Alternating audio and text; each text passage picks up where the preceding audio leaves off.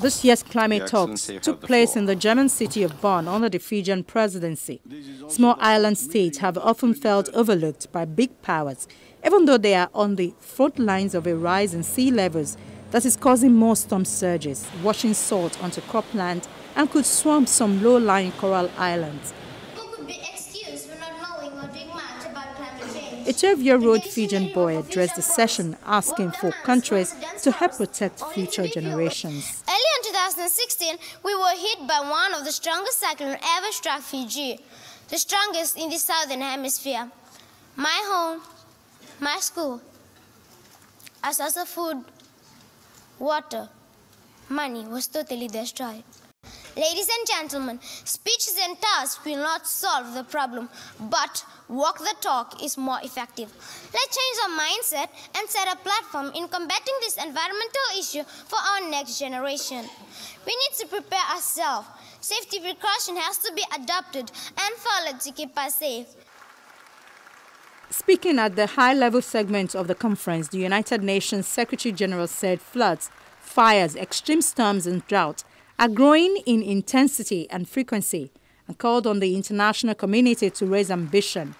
The Secretary General identified 5 ambition action areas, including emissions, adaptation, finance, partnership and leadership. Floods, fires, extreme storms and droughts are growing in intensity and frequency and increasingly everywhere. Atmospheric levels of carbon dioxide are higher than they have been for 800,000 years. Climate change is the defining threat of our time. Our duty to each other and to future generations is to raise ambition. For years, many insisted that lowering emissions would stifle growth and that high emissions were the unavoidable cost of progress. Today, that dogma is dead. We are beginning to decouple emissions from economic growth. Massive economies such as China and India are on track to surpass their Paris pledges. Carbon markets are growing and merging. The green bond market is expanding. And it is crucial for all countries to follow through on their Paris commitments. And I can think of no greater way to show your people that you care for the well-being of your citizens than to claim the mantle of climate leadership. Show courage in combating entrenched interests. Show wisdom in investing in the opportunities of the future. And show compassion in caring what kind of world we build for our children. Germany and France promised to limit the use of coal and urged more global action to limit climate change after the United States president pulled out of the 2015 Paris Agreement. At least 15 countries, 2 states from the US, all of them vowing to help each other phase out coal entirely within 13 years. The announcement is designed to further implement the 2015 Paris Climate Agreement. It's nice to have a platform, it's nice to do a speech, but the substance is the key thing. And there are 3 things that we really want to see this alliance doing moving forward.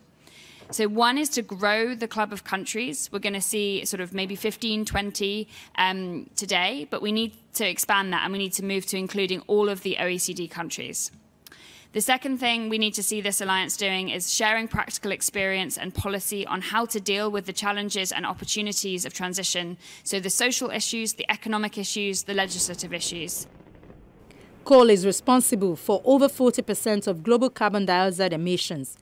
Britain and Canada leading the charge on the list, joined by others including France, Mexico, Austria and New Zealand. The states of Washington and Oregon also signing up.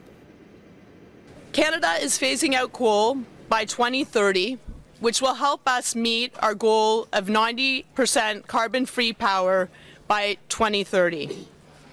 The path to transition away from coal looks different for all of us, but I know we're all here for the same reasons. Coal is literally choking our cities and our people. Around the world, we see close to 1 million deaths a year from air pollution created by burning coal. Not only is there a human cost, there is also a huge economic cost, totaling billions of dollars a year. So it feels like a very important tipping point to be bold and ambitious, and I think this alliance is exactly that. It's not about telling people what to do, it's about celebrating the benefits of what is possible and helping all of us achieve these very big steps for the sake of our planet and for the sake of generations to come. Who is not on the list? The United States federal government. And that's no surprise. President Donald Trump did withdraw the country from the Paris Agreement. And the United States delegation in Bonn was actually pushing more coal use through so-called clean coal technologies. Other big coal burners like China and India are also not on the list. These images from New Delhi taken the same day the announcement was made. The city has been racked for years with choking smoke that has triggered a health crisis. But Germany is also not on the list. And its exclusion comes just a day after Chancellor Angela Merkel actually lauded American states like Washington and Oregon for challenging Trump on environmental issues at the same conference. Ich möchte das sehr begrüßen, denn es unterstreicht die Bedeutung des Klimaschutzes in weiten Teilen der USA, ungeachtet der Entscheidung von Präsident Trump, aus dem Klimaabkommen von Paris auszusteigen. The Powering Past Coal Alliance, which is not legally binding, aims to have at least 50 members by the next UN Climate Summit in 2018. By the conclusion of the COP23, very few countries announced any new initiatives to cut emissions. A hoped-for announcement from China on a cap-and-trade program was delayed, and Germany announced that it will hold tough discussions on coal in the future. The German Environment Minister said she did not expect the new German government to diverge from the current 2050 climate plan. Almost 200 nations kept a 2015 global agreement to tackle climate change on track on Saturday, the 18th of November, after marathon talks. Delegates agreed to launch a process in 2018 to start reviewing existing plans to limit greenhouse gas emissions as part of a long-term effort to ratchet up ambition. It will be called the Talanoa Dialogue, after a Fijian word for storytelling and sharing experiences. And they made progress to draft a detailed rulebook for the 2015 Paris Agreement, which seeks to end the fossil fuel era this century. The rulebook, covering aspects such as how to report and monitor each nation's greenhouse gas emissions, is due to be ready by December next year.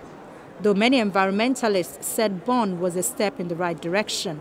At the beginning of this COP, we all had a concern that the suffering caused by the extreme weather events that the world has experienced in 2017 might be ignored here in Bonn. But what we saw is actually strong appetite from the countries here for emissions cuts before 2020. And this is something more than we expected. Major issues remain to be resolved. Current pledges keep the world on track for 3 degrees Celsius of warming, if not more. And the road to making the necessary changes to stay below 2 degrees Celsius seems increasingly difficult to reach. To remain below the Paris Agreement's 2 degrees Celsius, nearly all coal plants will need to be taken out of commission or fitted with carbon technology.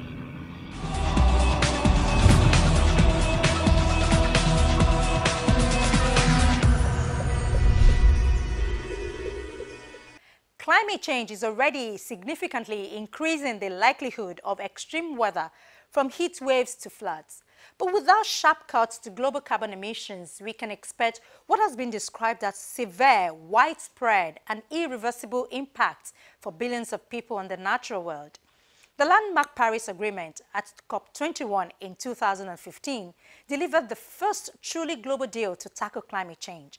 But national action needs to be significantly toughened to meet the goal of keeping global temperature rise to well below 2 degrees Celsius and 1.5 degrees Celsius, if possible. That's our program for the week. Thank you for watching. Do join us next week for another episode. In the meantime, you can reach us by writing to earthfile@channelstv.com. From me, Ayola Kasim, and the crew here in Lagos, it's bye for now.